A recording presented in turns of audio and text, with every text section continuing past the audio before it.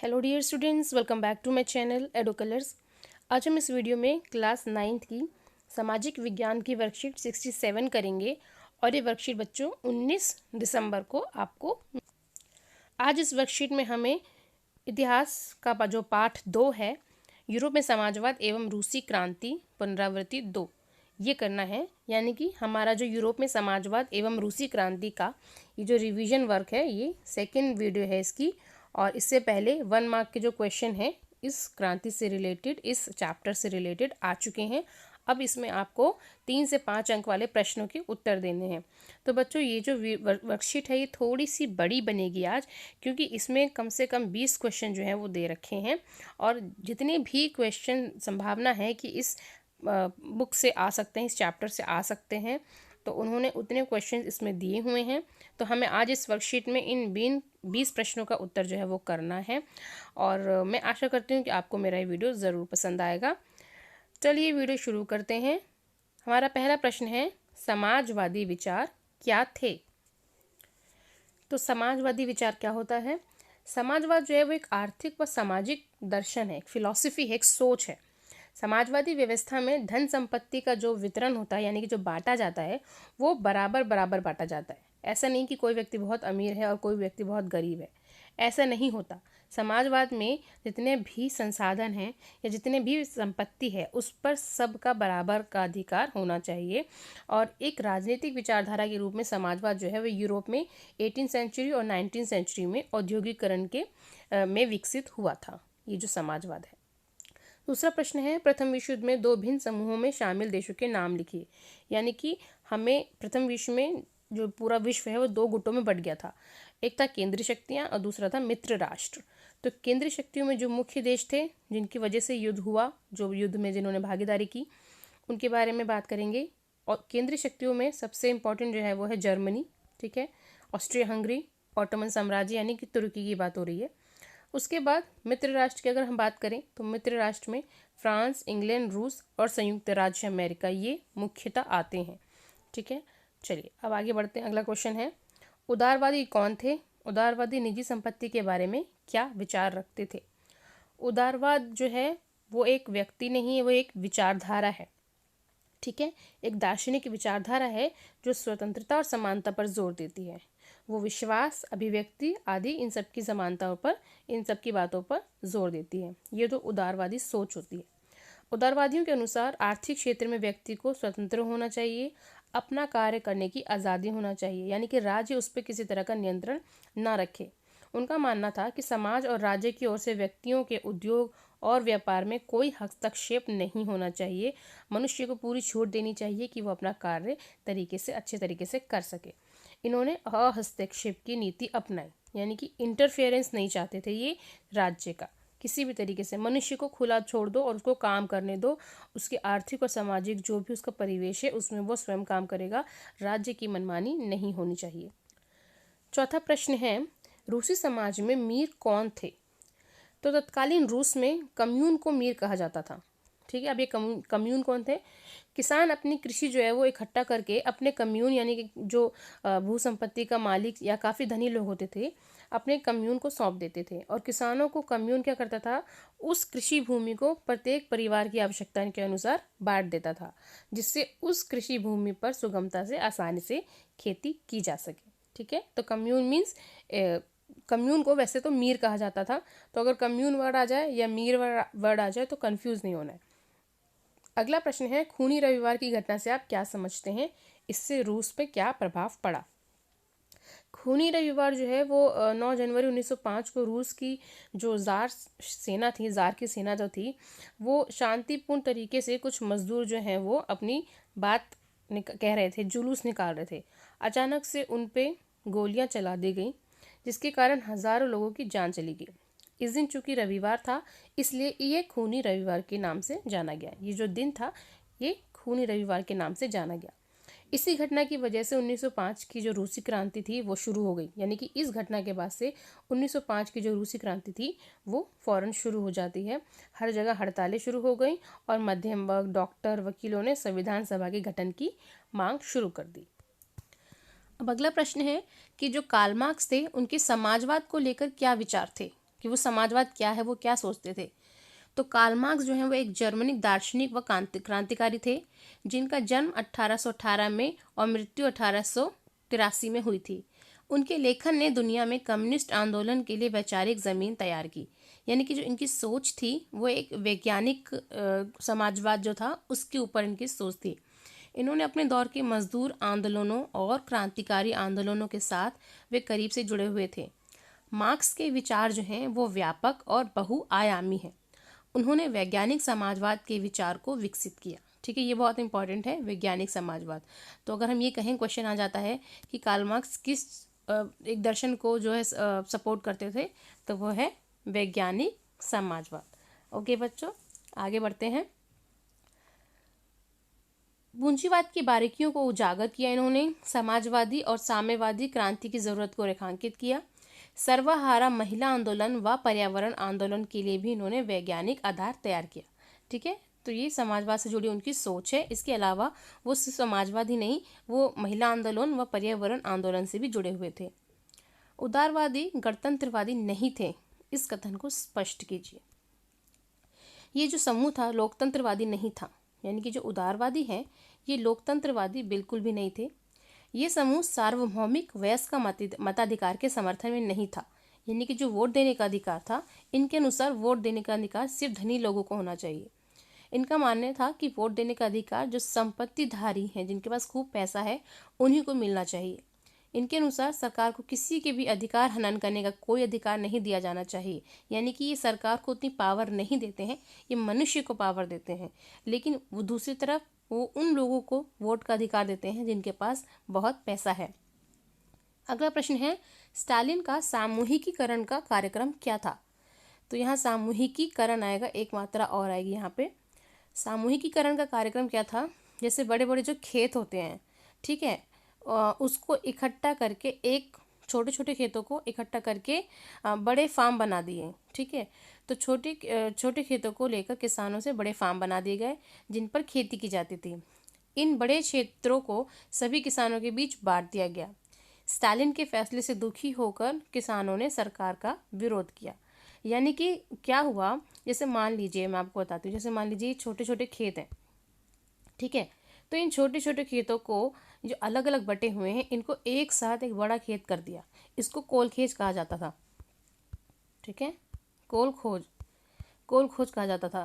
तो ये जो बड़े बड़े खेत थे, इन बड़े बड़े खेतों में सीधे कृषि करने के लिए बोल दिया गया। तो इससे क्या हुआ, जिन किसानों की भूमि ली गई थी, तो उनको ये चीज़ अच्छी नहीं लगी और उन्होंने इस चीज़ का विरोध किया। और विरोध किस तरीके से किया, उन्होंने अपने जानवरों को मारना शुरू कर दिया। और जिस बीच में ये सामूहिकीकरण का कार्यक्रम आया था, उसी बीच में कहते हैं कि काफ़ी किसानों ने अपने जानवरों को मार दिया था, जिससे उनके जानवरों में कमी आ गई थी। अगला प्रश्न है, बोल्शेविक कौन थे, वे मेंशेविक से किस प्रकार भिन्न थे? यानी कि हमें बताना है कि बोल्शेविक कौन थे और मेंशेविक के बीच में उनका अंतर क्या है। तो 20वीं शताब्दी की शुरुआत में रूसी समाजवाद आंदोलन के हिस्से के रूप में बोल्शेविक और मेंशेविक दो गुट थे। रूसी में बोल्शेविक का मतलब होता है बहुमत, जबकि मेंशेविक का अर्थ होता है अल्पसंख्यक। लेकिन असल में हम देखें तो मेंशेविक में लोग ज़्यादा थे, यानी कि उनको बहुमत ज़्यादा प्राप्त था। लेकिन अगर वर्ड का मीनिंग देखें तो बोल्शेविक का मीन्स बहुमत और मेंशेविक का मीन्स अल्पसंख्यक, यानी कम संख्या में कम। बोल्शेविक ने सर्वहारा वर्ग द्वारा संचालित और नियंत्रित क्रांति की आवश्यकता पर विश्वास किया, जबकि मेंशेविक का मानना था कि पूंजीपति के साथ सहयोग आवश्यक था। यानी कि बोल्शेविक के सर्वहारा वर्ग का जो है वो साथ दे रहा है और मेंशेविक पूंजीपतियों का। बोल्शेविक मार्क्सवादी रूसी सोशल डेमोक्रेटिक लेबर पार्टी का एक गुट था, जबकि मेंशेविक रूसी क्रांतिकारी एक आंदोलन था जो कि 1904 में उभरा था। ठीक है, बोल्शेविक एक ऐसी पार्टी थी जो लेबर पार्टी या जो मजदूरों के हक में बात करती थी, जबकि मेंशेविक पार्टी एक क्रांतिकारी पार्टी थी। बोल्शेविक पार्टी को कट्टरपंथी कहा जा सकता है, जबकि मेंशेविक को उदारवादी माना जा सकता है। अब अगला प्रश्न है, जार शासक के आम लोगों के बीच लोकप्रिय ना होने के क्या कारण थे? यानी कि जो भी जार ने किया रूस में, उससे वो अलोकप्रिय हो गया। तो वो क्या कारण थे जिससे कि वो अलोकप्रिय हो गया? जार की नीतियों के प्रति बढ़ते जन असंतोष के कारण सन 1917 में जार के शासन का अंत हो जाता है। जार निकोलस द्वितीय ने रूस में राजनीतिक गतिविधियों पर रोक लगा दी, मतदान के नियम परिवर्तित कर दिए, अपनी सत्ता के विरुद्ध उठे जन आक्रोश को भी निरस्त कर दिया। यानी कि जो भी उसके अगेंस्ट खड़ा होता था उसको उसने मना कर दिया, उसने उसकी सत्ता को, उसके शासन को दबा दिया। रूस में युद्ध तो अत्यंत लोकप्रिय थे और जनता युद्ध में जार का साथ भी देती थी, किंतु जैसे जैसे युद्ध जारी रहा, जार ने ड्यूमा के प्रमुख दलों से सलाह लेने से मना कर दिया। इस प्रकार जार ने लोगों का समर्थन खो दिया।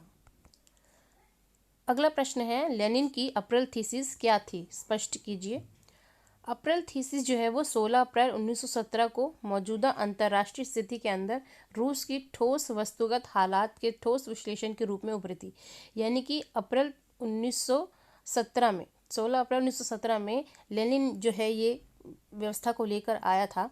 तो इसमें 3 मुख्य रूप से बातें कही गई थी। पहला, उसने कहा था कि हमें यानी रूस को प्रथम विश्व युद्ध से अलग किया जाए। हालांकि वो 1914 से ही बोल रहे थे कि हमें प्रथम विश्व युद्ध में नहीं जाना, और 1917 तक आते आते उन्होंने बोला कि हमें इस युद्ध से अलग किया जाए। दूसरा जो उन्होंने रखा थीसिस में कि भूमिहीन और गरीब किसानों के बीच एक ज़मीन का बंटवारा हो जिससे उन्हें भी ज़मीन मिल सके, और बैंकों का राष्ट्रीयकरण करने की मांग रखी। 12वां प्रश्न है, 1905 की रूसी क्रांति ने 1917 की अक्टूबर क्रांति का आधार तय किया। इस कथन की न्याय संगत व्याख्या कीजिए। यानी कि 1905 की जो रूसी क्रांति थी उसकी वजह से अक्टूबर क्रांति हुई, 1917 की अक्टूबर क्रांति हुई। यानी कि उसके जो आधार हैं, बीज हैं, वो पहले से ही 1905 की क्रांति में पड़ चुके थे। तो हमें इस कथन के बारे में बताना है, क्या ये न्याय संगत है। तो चलिए पढ़ते हैं। 1905 की रूसी क्रांति के माध्यम से ही रूस में एक बार पुनः ज़ारशाही आ चुकी थी। हजारों की संख्या में लोग फांसी पर चढ़ा दिए गए और अनेक लोगों को साइबेरिया भेज दिया गया। ज़ार ने स्टेलिपिन को प्रधानमंत्री बना दिया, जिसने मताधिकार को सीमित करके ड्यूमा को कमज़ोर कर दिया। किसान वर्ग को क्रांति से अलग करने के लिए उन्होंने मीर के अधिकार से मुक्त उनको भूमि स्वामी बना दिया। इन कार्यों से स्टेलिपिन के बहुत विरोध हुआ रूस में, और सितंबर 1911 में उसकी हत्या करवा दी गई। ऐसा लग रहा था कि क्रांति का अंत हो गया है, जबकि वास्तव में क्रांति का अंत नहीं हुआ था, बल्कि वह भूमिगत होकर अंदर ही अंदर सुलग रही थी, और जिसका विस्फोट यानी कि जो 1905 की क्रांति है, जो भी उसके परिणाम हुए, लेकिन वो परिणाम शांत नहीं हुए। धीरे धीरे ये परिणाम जो हुए ये बढ़ते जा रहे थे, और 1917 में ये एकदम फट के क्रांति के रूप में आ गया। अगला प्रश्न है, 19वीं सदी के दौरान यूरोप में क्या सामाजिक और आर्थिक परिवर्तन आए, औद्योगिक विकास का इन पर क्या प्रभाव पड़ा। तो हम देखते हैं कि 19वीं शताब्दी में यूरोप में औद्योगिकरण का दौर शुरू हो जाता है और नए नए वर्गों का उदय होता है। धन संपदा में बहुत वृद्धि होती है, अंतर्राष्ट्रीय व्यापार भी बढ़ता है, औपनिवेशिक साम्राज्यवाद का विस्तार भी होता है, और औद्योगिक क्रांति के होने की वजह से औपनिवेशिक साम्राज्यवाद का विस्तार होता है, क्योंकि जो भी औद्योगिक क्रांति से सामान बन रहा है उसको बेचने के लिए बाजार चाहिए, या और उसको बनाने के लिए कच्चा माल चाहिए, जो कि निर्बल जो देश थे उनसे उनको मिल रहा था, जो गरीब देश थे या निर्बल थे, तो उस वजह से साम्राज्यवाद भी बढ़ा। इस क्रांति से किसी वर्ग को पूंजी जमा करने और शोषण करने का मौका मिला। पूंजी कौन जमा कर रहा है? जो पूंजीपति हैं, जो औद्योगिक संपत्ति जिनके पास है खूब सारी। और शोषण किसका हो रहा है? जो गरीब किसान हैं या मजदूर हैं, या ऐसे देशों में लोग जो कि कमज़ोर हैं, गरीब तबके के लोग हैं। उस शोषण चक्र से मुक्ति के लिए तरह तरह के प्रयत्न करने पड़े, और सामाजिक असमानता को इस वजह से बढ़ावा मिला। जो भी आर्थिक और सामाजिक परिवर्तन हुए औद्योगिक क्रांति के आने से, उससे सामाजिक असमानता बहुत फैल गई, असमानता बहुत ज़्यादा बढ़ गई। अगला प्रश्न है, रूसी क्रांति के उत्तरदायी कारकों का वर्णन कीजिए। यानी कि हमें जो रूसी क्रांति क्यों हुई इसके कारणों के बारे में बताना है। तो रूसी क्रांति इसलिए भी हुई क्योंकि किसानों की दशा जो है बहुत ख़राब हो चुकी थी, खेती करने के लिए उनके पास पैसे नहीं थे। औद्योगिक क्रांति के कारण रूस में बड़े बड़े पूंजीपतियों ने अधिक मुनाफा कमाने की इच्छा से मजदूरों का शोषण किया। रूस की राजनीतिक स्थिति 1905 से ही बहुत ज़्यादा बिगड़ती जा रही थी। रूस में ज़ार का शासन दोबारा आ चुका था, जिससे पूरी दुनिया की तरह जो है वो यूरोप के अन्य देशों की भांति आर्थिक, सामाजिक व राजनीतिक परिवर्तन नहीं हो रहे थे। जो रूस में हो रहा था वो कहीं नहीं हो रहा था। तो रूस में जो भी चीज़ हुई है, इस वजह से ये जो चीज़ें आई हैं ज़ार की वजह से, तो इस वजह से 1917 की जो क्रांति है वो होनी ही थी। अगला प्रश्न है, रूस की क्रांति के क्या क्या वैश्विक प्रभाव हुए, यानी कि रूस की क्रांति से विश्व पर इसका क्या प्रभाव पड़ा। रूस की देखा देखी अन्य सरकारों ने भी अपनी प्रजा की रोटी, कपड़ा व मकान जैसी मौलिक जो भौतिक सुविधाएं होती हैं, यानी कि जो बिल्कुल मूल सुविधाएं होती हैं, आवश्यकताएं होती हैं, उसको पूरा करने के लिए अपना कर्तव्य माना। मतलब राज्य का कर्तव्य है कि इतनी सुविधाएं तो व्यक्ति को मिलनी चाहिए। जब राष्ट्र संघ की नींव रखी गई तो उसने विश्व भर के श्रमिकों की दशा सुधारने के लिए विशेष संस्था का निर्माण किया। ये संस्था अंतर्राष्ट्रीय श्रम संघ के नाम से फेमस हो गई। इस प्रकार अनेक सरकारों ने शिक्षा देने का कार्य चर्च से छीन लिया। जैसा रूस में हुआ, उसके प्रभाव अन्य देशों पर भी पड़े। क्रांति ने राजनीतिक, आर्थिक व सामाजिक सभी क्षेत्रों में एक तरीके से क्रांति ला दी थी। अगला प्रश्न है, रूसी क्रांति में लेनिन का क्या योगदान रहा। लेनिन के योगदान के बारे में बताना है। तो 1905 की जो रूस की क्रांति थी वो असफल हो गई थी। उसने न सिर्फ जार शासन के खिलाफ बल्कि जार के खिलाफ एक विद्रोह को आगे बढ़ाने का काम किया। लेनिन ने जो फर्स्ट वर्ल्ड वॉर हुआ था उस समय एक अभियान चलाया। इसका मकसद था यूरोप में सर्वहारा वर्ग के खिलाफ क्रांति का सूत्रपात करना था। उनका मानना था कि ये विरोध पूंजीवाद को उखाड़ फेंकने और समाजवाद की स्थापना का कारण बनेगा। ठीक है। इसके अलावा थर्ड पॉइंट है, फरवरी 1917 में जब रूस में जार शासन का अंत हुआ तो एक अंतरिम सरकार की स्थापना हुई। इसके साथ ही वे रूस वापस लौटे और देश की कमान संभाली। तो इस तरीके से उन्होंने क्रांति को लीड किया। अगला प्रश्न है, रूसी क्रांति ने रूसी समाज को किस प्रकार प्रभावित किया। क्रांति के बाद देश में गृहयुद्ध जैसे हालात क्यों हो गए। देखिए, रूस की क्रांति से क्या हुआ, रूस में जार का शासन का अंत हो गया, समाजवाद की स्थापना हुई, मजदूरों की यूनियन संगठन बने, किसानों और मजदूरों के हालातों में सुधार हुआ, बैंकों व संसाधनों का राष्ट्रीयकरण कर दिया गया। लेकिन 1917 की क्रांति के बाद हम देखते हैं कि लेनिन की जो बोल्शेविक पार्टी थी उसका कई लोग विरोध करते थे। तो जैसे राजशाही है, कुछ व्यक्ति ऐसे थे जो कि बोल्शेविक पार्टी का विरोध करते थे, जिससे कि रूस में गृहयुद्ध जैसे हालात शुरू हो गए। अगला प्रश्न है, बोल्शेविकों ने अक्टूबर क्रांति के फौरन बाद कौन कौन से प्रमुख परिवर्तन किए। यानी कि बोल्शेविक क्रांति जो अक्टूबर क्रांति हुई थी तो उसमें बोल्शेविकों ने क्या क्या चेंजेस किए थे फौरन क्रांति के बाद। उन्होंने अपनी पार्टी का नाम बदलकर रूसी कम्युनिस्ट पार्टी रख दिया। रूस एक दलीय देश बन गया और ट्रेड यूनियनों को पार्टी के नियंत्रण में ही रखा गया। उन्होंने पहली बार केंद्रीकृत नियोजन लागू किए, जिसके आधार पर पंचवर्षीय योजनाएं, देखिए पंचवर्षीय योजनाएं जो भारत में लागू होती थी अब नहीं होती, ये हमने रशिया यानी रूस से ही ली हैं। ठीक है, ये वाली जो चीज़ है, तो पंचवर्षीय योजनाएं जो हैं उसी समय ये लागू की गई। बोल्शेविक निजी संपत्ति के पक्षधर नहीं थे, अतः अधिकतर उद्योगों एवं बैंकों का राष्ट्रीयकरण कर दिया गया, क्योंकि वो जानते थे कि हमें निजी संपत्ति हमें किसी को देनी ही नहीं है, कोई इतना धनी ना हो जाए कि वो दूसरे का शोषण करे।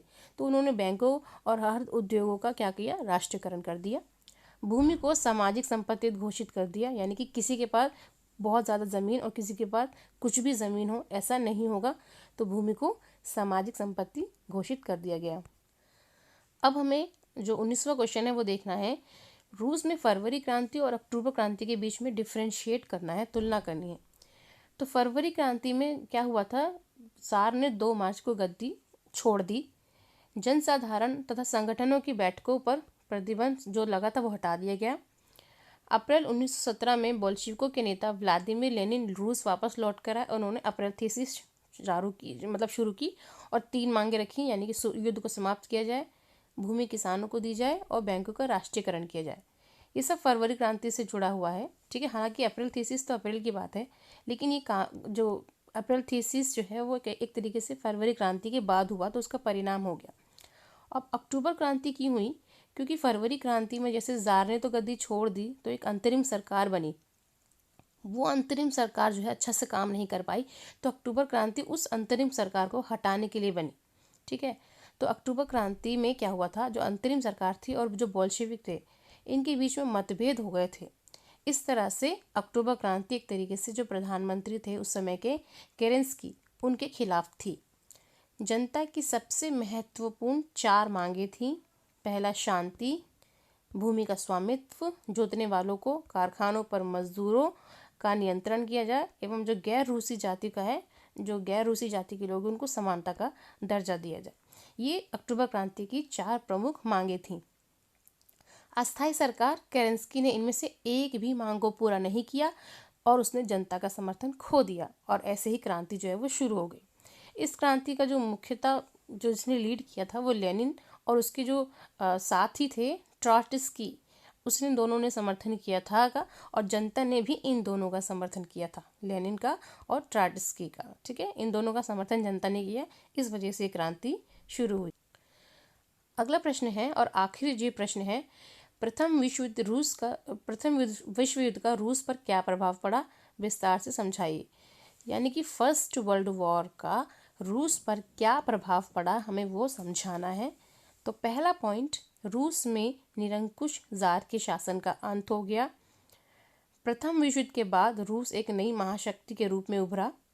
विश्व जो है वो 2 गुटों में बट गया, एक साम्यवादी रूस और एक पूंजीवादी अमेरिका। क्योंकि रूस की सोच जो है वो हमेशा साम्यवादी रही है, किसानों, कम्युनिस्टों, इनके बीच में रही है, जबकि अमेरिका जो है वो हमेशा पूंजीवाद को सपोर्ट करता है। तो इस वजह से जो विश्व है वो 2 गुटों में बट गया। तो बच्चों, यहाँ पर ये वर्कशीट कंप्लीट होती है। जितने भी हमारे क्वेश्चन थे, तो हमने सारे क्वेश्चन जो हैं वो कंप्लीट कर लिए हैं। आई होप आपको ये वीडियो अच्छी लगी होगी। If you like my video, please comment section में बताएं कि आपको मेरा वीडियो कैसा लगा। मेरे चैनल एडू कलर्स को ज़रूर सब्सक्राइब करें। वीडियो देखने के लिए थैंक यू सो मच।